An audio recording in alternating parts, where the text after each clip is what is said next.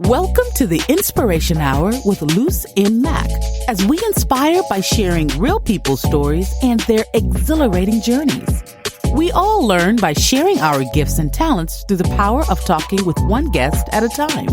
Get cozy, get your favorite nighttime drink, and let's get ready to be wowed with inspiration. Hi, buenas noches, mi gente. How's everyone this Monday? So this is Luz, and thank you for joining Inspiration Hour with Luz. I'm so happy. It's another Monday. I hope you guys had a wonderful day. To me, it was just such a great day. At my office, we celebrated our early holiday lunch, and that's a time where I got to sit with not only my boss, but staff, and kind of like just enjoy each other's company and talk about something that's not work. I'm sure everyone could relate how we need these kind of times to kind of like just powwow and half laugh and find commonalities between one another, because sometimes too much work is just no fun, right?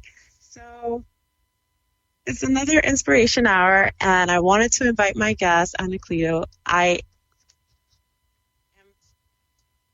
am so excited to have him on. He is a New York native, Brooklyn-based, but I think he's on. Maybe he could help me introduce him with his bio. Are you on? I'm on. Yes. How are you? You did it! Woohoo! Yeah, we figured out the technology there.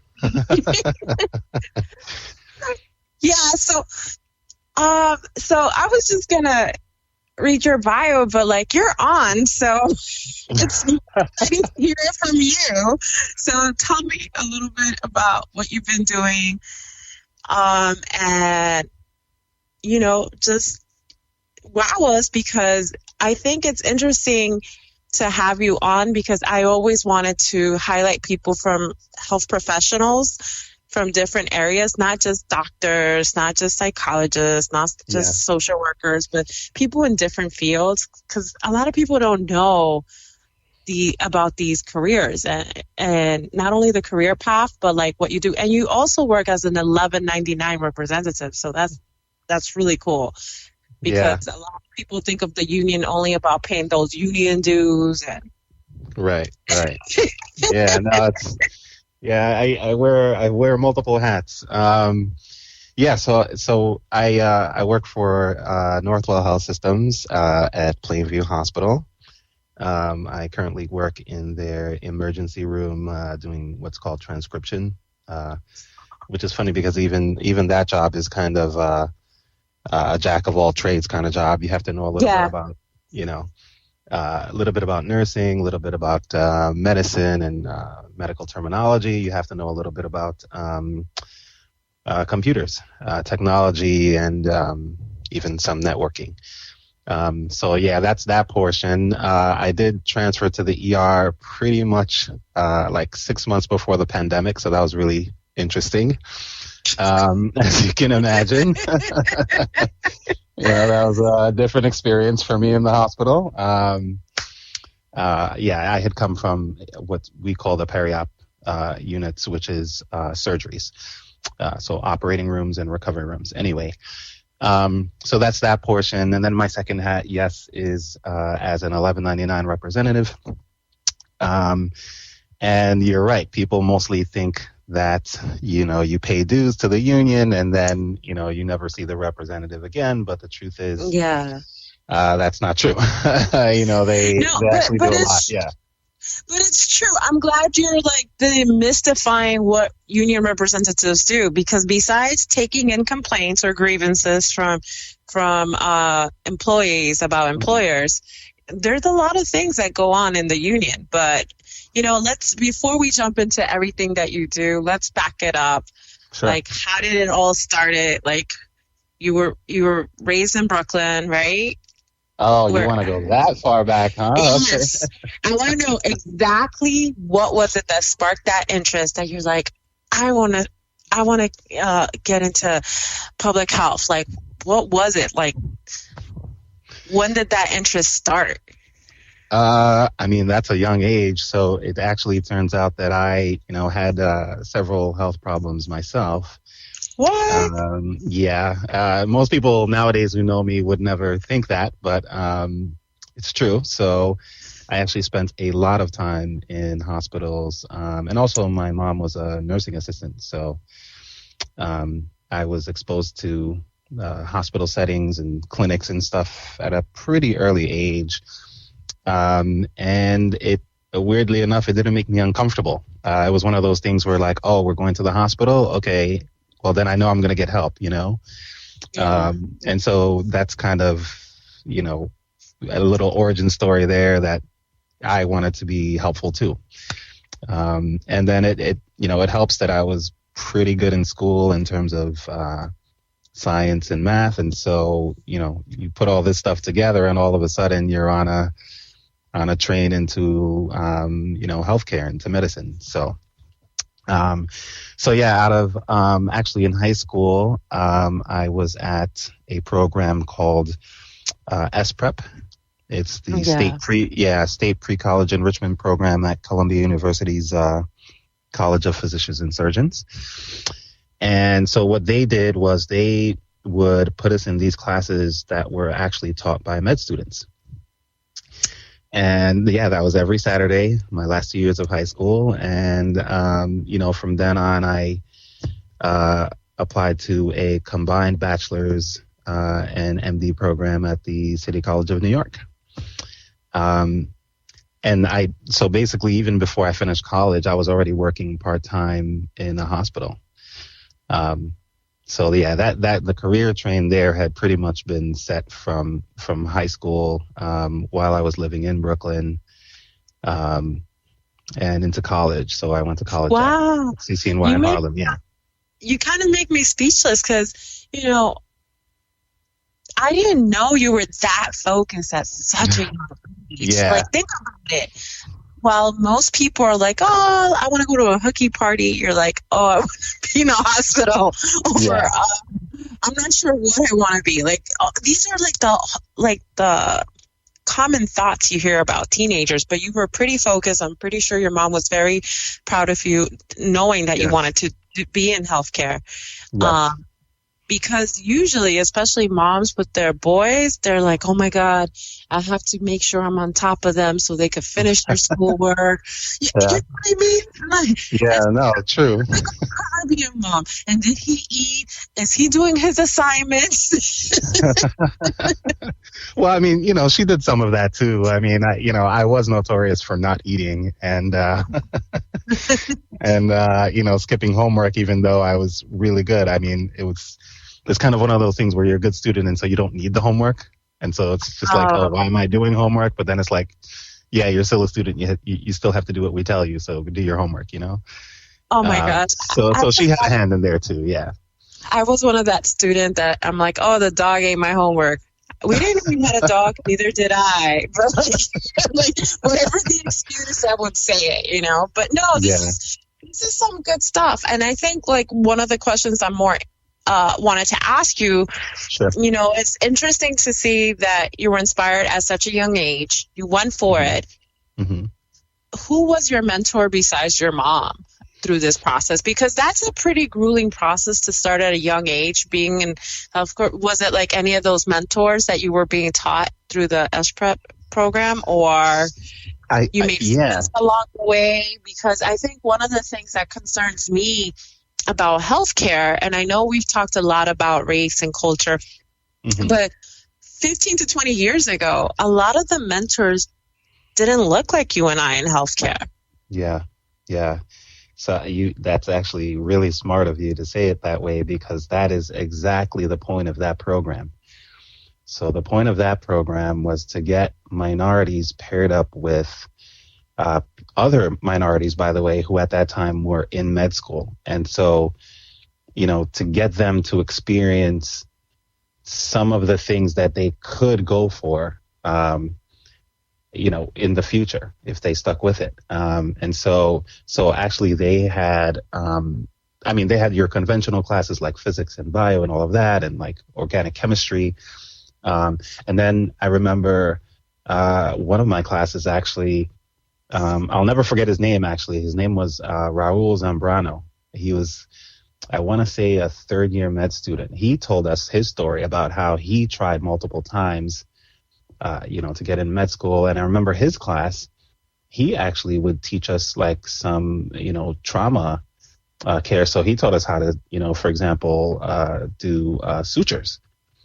So imagine being a high schooler and he's like, hey, I'm going to teach you guys what we do for sutures, or hey, I'm going to tell you guys how we, diagnose shock in a person. And so this is a Hispanic, man, and by the way, you're not going to know about this till you're like, what year in college, like second or third?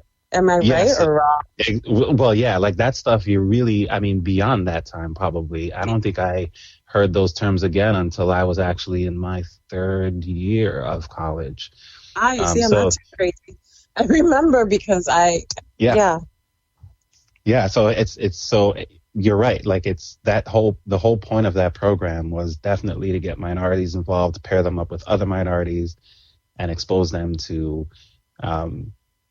science, actually health science, right? And I'm sure there's programs for the other STEMs, the technologies and the math, but this one, was geared towards anyone involved or interested, in healthcare. And so how it was pretty awesome. Was it to get into that program?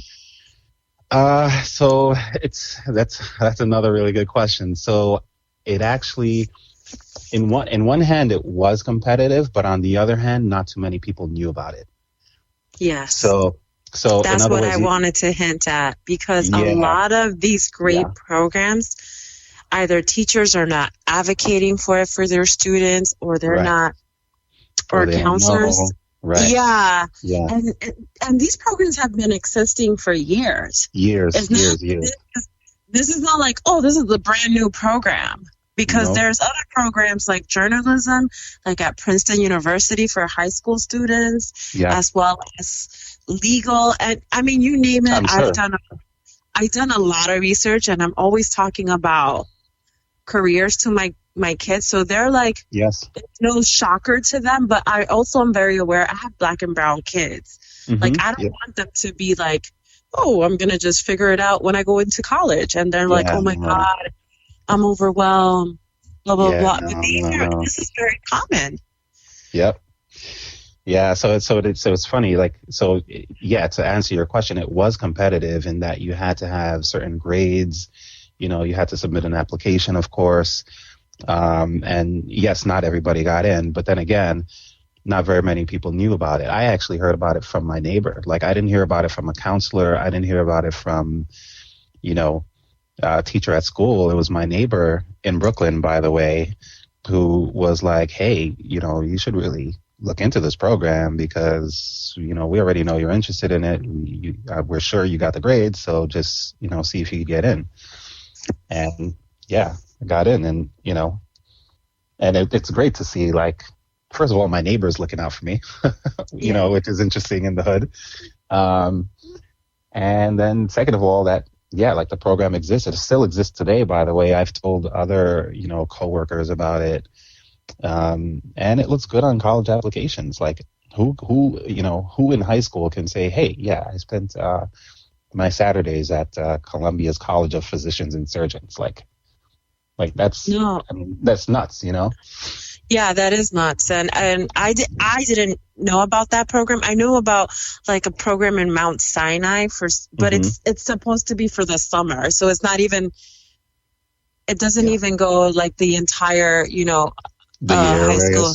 Yeah. High school experience. So this is great. So now when you finish college and you get your first job, what was your first job? Because I'm pretty sure you didn't go right into like being a transcriptionist right away. No. So there were like clerk positions in the hospital. So like that's what I did part-time to finish off college, actually. And then, afterwards I kind of, you start to get a hang of, different elements in the hospital. And so after that point, I applied to different jobs, including transcription. I started as a clerk, but then I think after 3 years, if I'm remembering correctly, you're testing my memory. Yeah, like I think it was 3 years. I think it was 3 years that I transferred to our orthopedic floor, and then, did transcription from then on. So fairly quick, Through this entire experience, what are some of the things that you learned that you didn't learn in medical school or in school, like while you were in the job? Some things you wish someone would have told you prior to getting on the floor. Oh, really good question. I have a couple more too. You came prepared. I'll give it to you then. I'll give you that. So it's funny. I'm actually going to answer that question kind of in reverse, right? So in school, they teach you to be. Now that we're talking about culture, by the way, that's piqued in my brain, right? So in school, they tell you to be aware of culture. That hospital that I'm working at, not everybody gets this probably similar science training, but they don't get similar cultural training.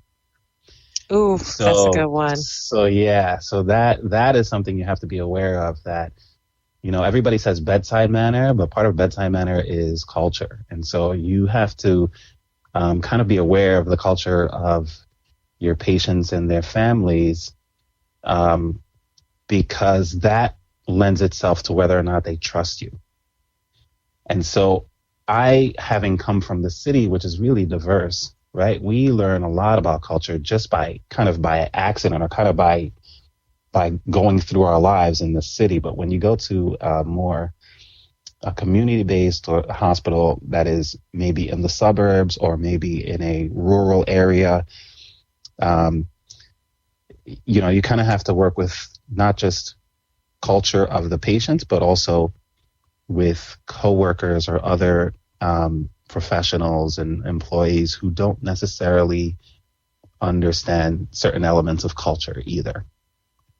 So you got to learn to work both ways. So most people will say, oh, you got to learn the culture of the patient. Well, I would say also you got to learn to work with coworkers who don't necessarily know those cultures and are not good at that.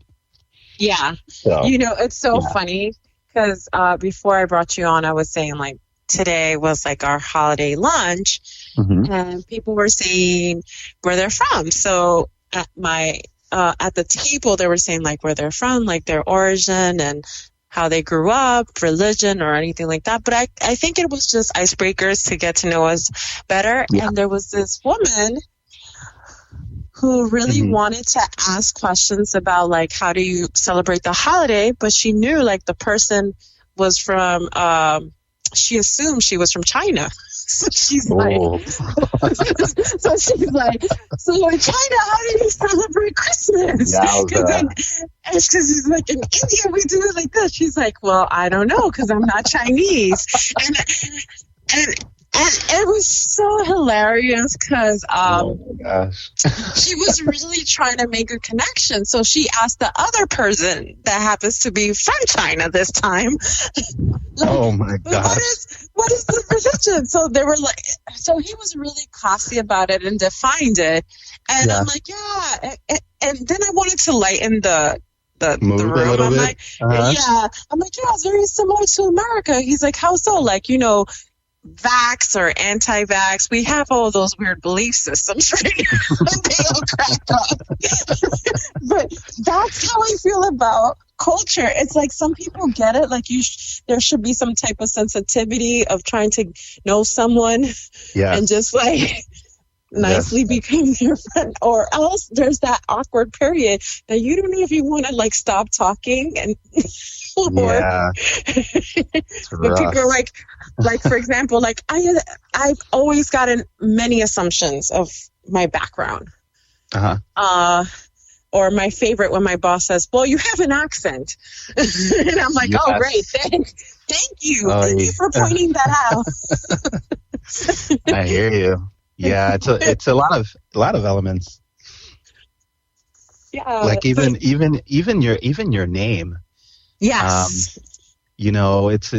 I'm just, even I remember that for me, and you know my name, right? And so think of all the trouble I've had with my name, right? Like, yeah. Anacleto, I think we joked about it. Right?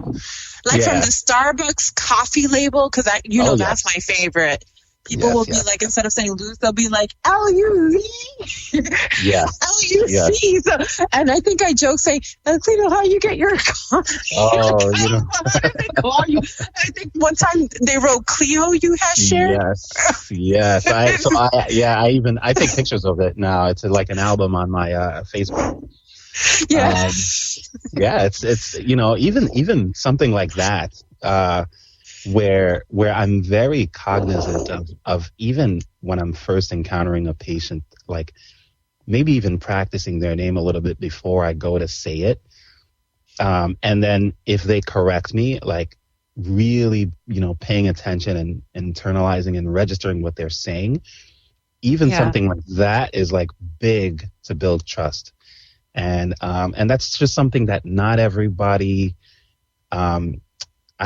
I'm trying to think of the best word. I don't know if they're not aware of that or, if they're not cognizant of how that affects the interaction. But that was another thing, just people not caring to try and learn the name and learn the cultural significance of a patient's name, because that matters too.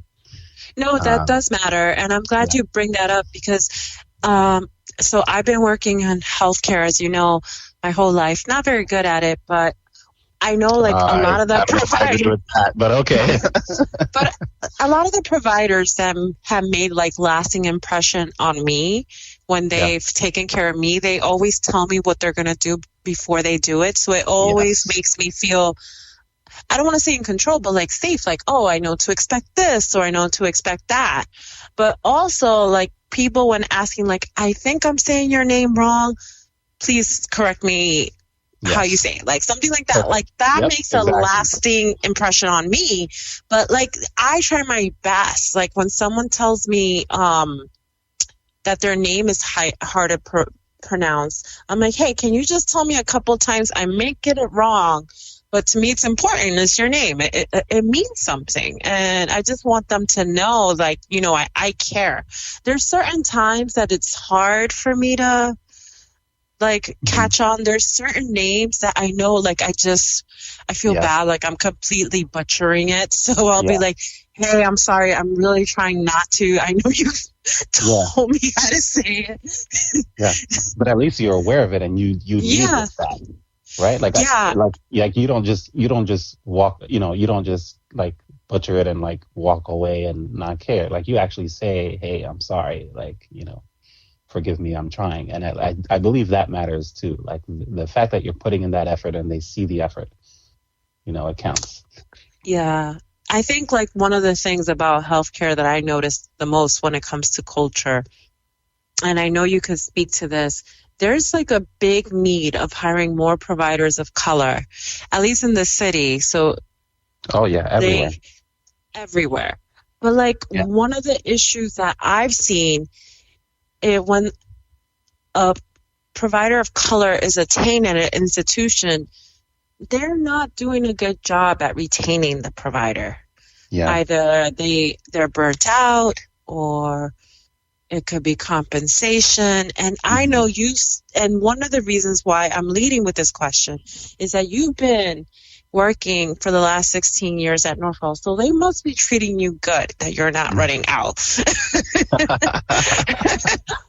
Go ahead. Like, I just want to know what has made you, be a little bit married to your job, because I'm always curious to know that, because it's healthcare. It's not to say it doesn't matter. Especially now in the pandemic, there's been like such a high turnover rate, and want to know what is it that makes you give it your all and stay where you're at. Oh, look at you with the good questions. I got another good question that you're not going to like after this one. Go ahead. Okay, all right, no problem. I'm going to prepare you. That's fine. I'm ready. Or maybe I'm not ready, but I guess I'll deal with it. But I think it's more than one thing. I don't think it's one thing necessarily. As far as why I stay there, kind of, I started, the part-time job and then went full-time. I didn't necessarily know that I would stay at that hospital. I knew that I would probably stay with the health system for a while. Yeah. And then kind of as time goes on, I realized, number one, I had gained seniority. So in terms of, taking time off and all of that, I had worked for so long that, my schedule, it went in first. My vacation requests went in first. So that's kind of a big deal because. No, that's a big deal. Yeah. And that leads into my second point, which is, having a life outside of work. Like, you need to be able to leave work, and no matter how difficult or crazy it was, you can leave work home and go home or whatever, go, to friends or travel or have some kind of hobby outside of work where, you can turn your mind off of work and onto something else. And so I think that's part of longevity in general, is having a life outside of work and separating work from outside life. And then also Northwell is pretty much the biggest health system in New York. I think it's actually the largest employer in New York. And so even if I change careers, I could, still find, and meaning change careers in healthcare, I could still probably find that other job at another facility within the system.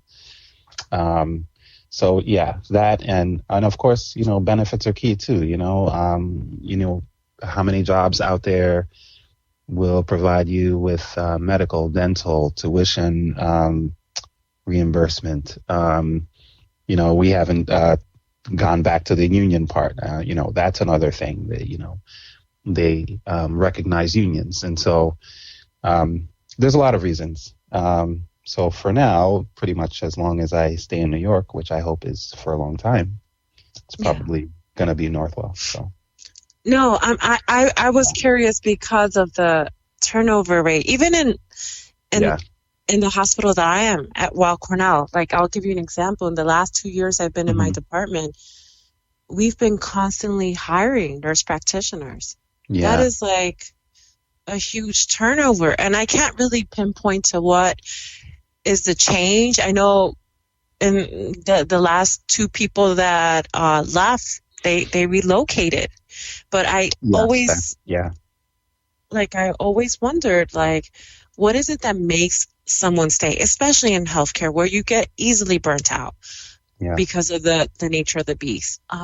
So I mean, there was some of that too. I mean, I did. It's now that you mention it, I did have some coworkers that I know who moved, to like Texas or something.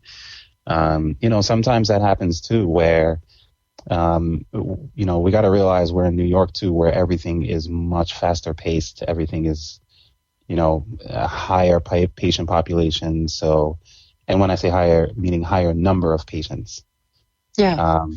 So that can be tough, so I can see how people might want to go elsewhere. I remember when I was working in the Bronx for a small clinic, not a hospital, the provider would see in 8 hours over 30 patients, which is not... It's rough. Yeah. It's rough. That's not, like, usually providers are not supposed to see more than, I think, 20 patients a day, so for it to be sustainable, and that's still the max. Right. So that means you see a patient, you check them in, you assess, ask a lot of questions to make sure you know the root or cause. If it's a patient that's coming for an emergency visit, completely different. Yeah. And then you have to write your notes in less than a couple minutes, and then you're on to the next patient. Sometimes I wonder how people have gotten so good at it that they do it for years, and because it's just such a hard I think and it's taxing also on someone. it is, and I think in some ways they have no choice because the reimbursement rate has probably gone down. Yes. And so to maintain, overhead and whatever the cost of healthcare as a business is, they have to increase the volume, the number of patients they see to maintain a certain level of reimbursement. So, and when you talk about reimbursement, just to clarify, we're talking about insurance, right. Reimbursement. Yeah. So yeah, and I find that really interesting because it has changed so much that you see in the last 10 years a lot of people working health insurance like never before, and almost like incentivizing the general public, like get this insurance and you'll get this, but not understanding how once you get the insurance, how it's really working either for you or against you in some cases. Yeah. It's insurance is, we could spend the whole other hour talking just about insurance because, you could be insured, you think you're insured, and then all of a sudden you got to pay, $2,000-$3,000 for something, Oh gosh. There's so many issues. Yeah. So many different types of insurance. It's a jungle. And I noticed one thing that I always tell people when they're asking me advice about insurance, the one thing your insurance is not going to pay 100% is for mental health services, as well as when you're in a facility for whatever reason, there's certain things you're going to have to pay out of pocket. And you don't even have to tell me the insurance.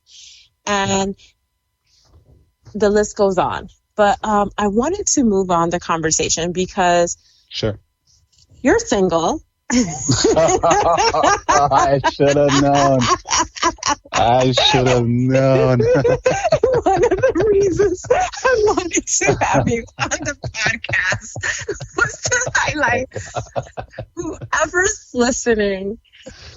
Anacleto is an amazing single bachelor, and he loves to travel. Where's the last place you traveled to? Where was the last place I traveled to?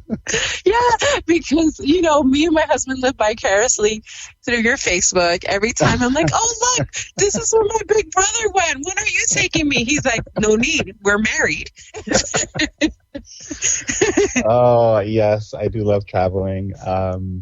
And so actually, once we were vaccinated and able to travel, I went to Antigua, St. Martin, Mexico, and then I visited a friend of mine a couple times in North Carolina. In a month, I will be in Puerto Vallarta in Mexico. So yeah, I travel. So this is one of the things I say, outside of work, you got to have something that kind of grabs your heart and, that you like to do, that's yours, that, you don't have to think too much. And so, you also like to read books. I know that much. Of course. Yeah. So what's the latest book you're reading right now?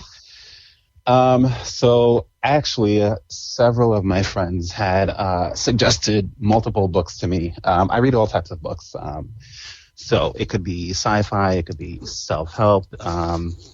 And so the one that people had suggested was Atomic Habits, Tiny Changes, Remarkable Results. Oh, my sister was reading that book. Yes. And, not that I have any bad habits, but trying to improve. It's apparently a good book for that. Yeah. She was reading it because, as you know, Natalie works sustainability, and she works for the city of Newark. So she wanted to kind of get more in control how to make changes in a small scale so it can have a big impact. Yes. And she mentioned that book was really interested in some of the. I told her not to ruin it for me because that's one book I'm going to pick up right now.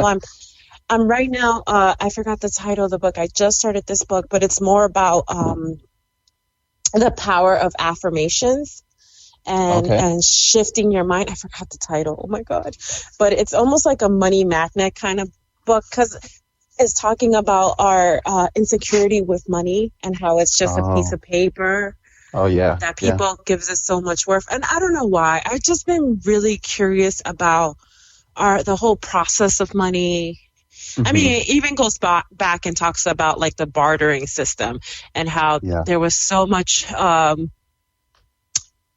that process, how it led to what we have now. And how that's a world economies. Yeah, and now we're talking about NFTs because I'm trying to think about how did we get here from trading for like chickens, cows to NFTs. Like this is insane. Oh my gosh. Oh my goodness. Don't get me started on NFTs. I mean, it's a crazy, crazy world, man. I know. Yeah, even crypto, even the concept behind crypto is so funny to me. You know, like crypto is basically. Please. My husband is upset he didn't come up with crypto. You have no idea. This man is like, we need to do a Tony crypto. I'm like, it doesn't sound right.